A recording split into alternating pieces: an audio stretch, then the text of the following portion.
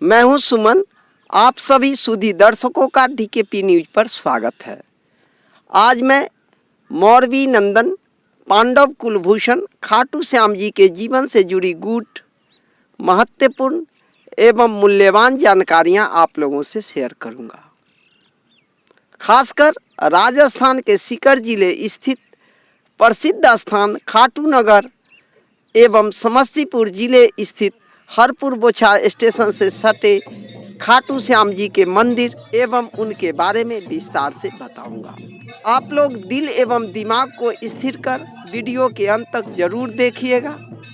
इसमें आपको मिलेगी सटीक, रोचक एवं सच्ची जानकारियाँ। पूरा वीडियो देखने वालों पर खाटू श्याम जी की कृपा भी बनी रहेगी।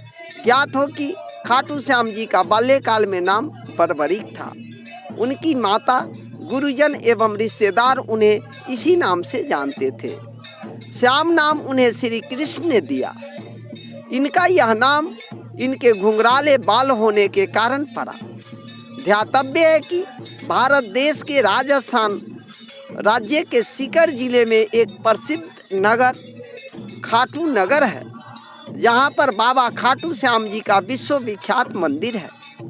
इस मंदिर के निर्माता थे राजा रूप सिंह चौहान। ऋषि वेद व्यास द्वारा रचित स्कंद पुराण के अनुसार महाबली भीम एवं हिडम्बा के पुत्र वीर घटोत्कच शस्त्रार्थ की प्रतियोगिता जीतने पर इनका विवाह प्रयाग ज्योतिषपुर, वर्तमान असम के राजा दैत्यराज मूर की पुत्री काम कंटकटा उर्फ मोरनी से हुआ। घटोत्कच एवं माता मोरवी को एक पुत्र रत्न की प्राप्ति हुई, जिनके बाल बब्बर शेर की तरह घुंघराले होने के कारण इनका नाम बर्बरीक रखा गया। ये वही वीर बर्बरीक है जिन्हें आज लोग खाटू के श्री श्याम, कलयुग के देव, श्याम सरकार, तीन बाणधारी, शीश के दानी, खाटू नरेश एवं अन्य अनगिनत नामों से जानते हैं।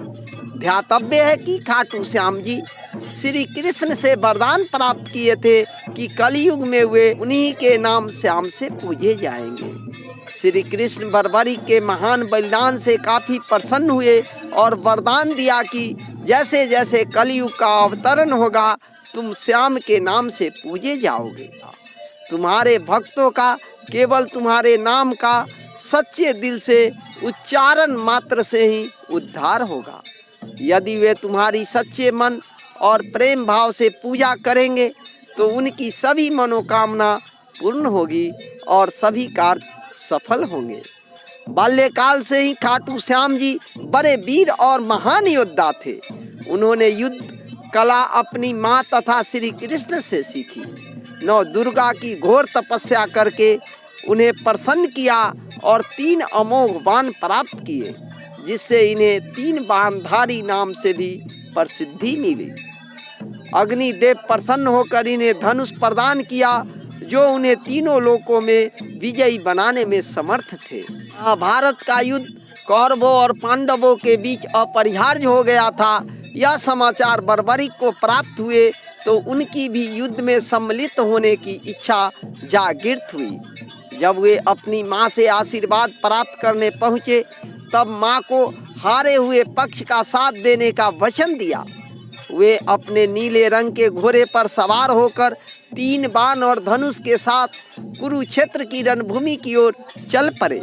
सर्वव्यापी श्री कृष्ण ने ब्राह्मण का वेश धारण कर बर्बरीक के बारे में जानने के लिए उन्हें रोका और उनकी हंसी उड़ाई कि वह मात्र 3 बाण से युद्ध में सम्मिलित होने आया है। ऐसा सुनकर बर्बरीक ने उत्तर दिया कि मात्र 1 बाण शत्रु सेना को परास्त करने के लिए पर्याप्त है और ऐसा करने के बाद बाण तुनीर में ही आएगा। यदि तीनों बाण को प्रयोग में लिया गया तो पूरे ब्रह्मांड का विनाश हो जाएगा। यह जानकर भगवान श्री कृष्ण ने उन्हें चुनौती दी कि इस पीपल के वृक्ष के सभी पत्तों को वेद कर दिखलाओ। वे दोनों पीपल के वृक्ष के नीचे ही खड़े थे। बर्बरीक ने चुनौती स्वीकार की और अपने तुनीर से एक बाण निकाला। ईश्वर को स्मरण कर बाण को पेड़ की पत्तों की ओर चलाया। बाण ने क्षण भर में ही पेड़ के सभी पत्तों को वेद दिया और श्री कृष्ण के पैर के इर्द गिर्द चक्कर लगाने लगा। एक पत्ता उन्होंने अपने पैर के नीचे छुपा लिया था। बर्बरिक ने कहा, आप अपने पैर को हटा लीजिए, अन्यथा ये बाण आपके पैर को भी वेद देगा। तत्पश्चात श्री कृष्ण ने बालक बर्बरिक से पूछा कि वह युद्ध में किस ओर से सम्मिलित होगा। बर्बरिक ने अपनी माँ के दिए वचन को दोहराया और कहा, युद्ध में जो पक्ष निर्बल और हार रहा होगा उसी को अपना साथ देगा। श्री कृष्ण जानते थे कि युद्ध में हार कौरवों को है और इस कारण बर्बरिक ने उनका साथ दिया तो परिणाम गलत पक्ष में चला जाएगा। अतः ब्राह्मण रूपी श्री कृष्ण ने वीर बर्बरिक से दान की अभिलाषा व्यक्त की। बर्बरिक ने उन्हें वचन दिया और दान मांगने की आज्ञा दी। ब्राह्मण ने उनसे शीश का दान मांगा। वीर बर्बरिक क्षण भर के लिए अचंभित हुए, परंतु अपने वचन पर डटे रहे। वीर बर्बरिक बोले, एक साधारण ब्राह्मण इस तरह का दान मांग ही नहीं सकता। अतः ब्राह्मण से अपने वास्तविक रूप से अवगत कराने की प्रार्थना की। ब्राह्मण रूपी श्री कृष्ण अपने वास्तविक रूप में आ गए। श्री कृष्ण ने बर्बरिक को शीश दान मांगने का कारण समझाया कि युद्ध आरंभ होने से पूर्व युद्ध भूमि में तीनों लोकों में सर्वश्रेष्ठ क्षत्रिय के शीश की आहुति देनी होती है, इसलिए ऐसा करने के लिए वे विवश थे। बर्बरिक ने उनसे प्रार्थना की कि वे अंत तक युद्ध देखना चाहते हैं। श्री कृष्ण ने उनकी यह प्रार्थना स्वीकार कर ली। श्री कृष्ण इस बलिदान से प्रसन्न होकर बर्बरिक को युद्ध में सर्वश्रेष्ठ वीर की उपाधि से अलंकृत किया। उनके शीश को युद्ध भूमि के समीप ही एक पहाड़ी पर सुशोभित किया गया, जहां से बर्बरिक संपूर्ण युद्ध को देख सकते थे। फाल्गुन माह की द्वादशी को उन्होंने अपने शीश का दान दिया था। इस प्रकार वे शीश के दानी कहलाए। महाभारत युद्ध की समाप्ति पर पांडवों में ही आपसी विवाद होने लगा कि युद्ध में विजय का श्रेय किसको जाता है। श्री कृष्ण ने उनसे कहा, बर्बरिक का शीश संपूर्ण युद्ध का साक्षी है, अतएव उनसे बेहतर निर्णायक भला कौन हो सकता है।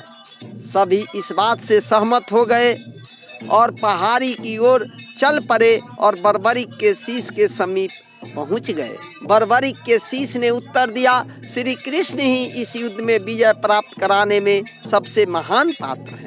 उनकी शिक्षा, उपस्थिति और युद्ध नीति ही निर्णायक थी। उन्हें युद्ध भूमि में सिर्फ उनका सुदर्शन चक्र घूमता हुआ दिखाई दे रहा था, जो शत्रु सेना को काट रहा था।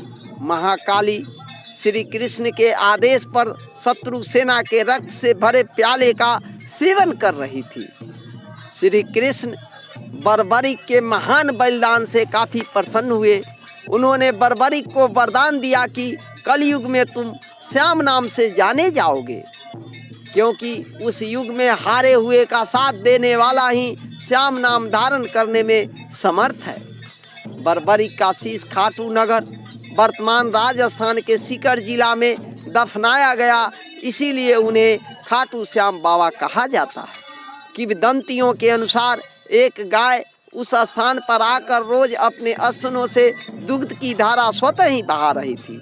बाद में खुदाई के बाद वह शीश प्रकट हुआ, जिसे कुछ दिनों के लिए एक ब्राह्मण को सुपुर्द किया गया। एक बार खाटू नगर के राजा को स्वप्न में मंदिर निर्माण के लिए और उसे शीश को मंदिर में सुशोभित करने के लिए प्रेरित किया गया। तदंतर उस स्थान पर मंदिर निर्माण किया गया और कार्तिक माह की एकादशी को शीश को मंदिर में सुशोभित किया गया, जिसे बाबा खाटू श्याम जी के जन्मदिन के रूप में मनाया जाता है। मूल मंदिर 1027 ईस्वी में रूप सिंह चौहान और उनकी पत्नी नर्मदा कुंवर द्वारा बनाया गया था। मारवाड़ के शासक ठाकुर के दीवान अभय सिंह ने ठाकुर के निर्देश पर 1720 ईस्वी में मंदिर का जीर्णोद्धार कराया। मूर्ति को गर्भगृह में प्रतिस्थापित किया गया। इस प्रकार खाटू श्याम जी कलयुग के साक्षात देवता हैं। आज के लिए बस इतना ही। फिर किसी और वीडियो में मिलेंगे किसी अन्य रोचक और सारगर्भित जानकारी के साथ। यदि हमारा यह वीडियो अच्छा लगे तो उसे शेयर करना एवं देश के पहरेदार चैनल को सब्सक्राइब करना मत भूलिएगा। तब तक के लिए सुमन को दीजिए इजाज़त। जय हिंद, जय भारत।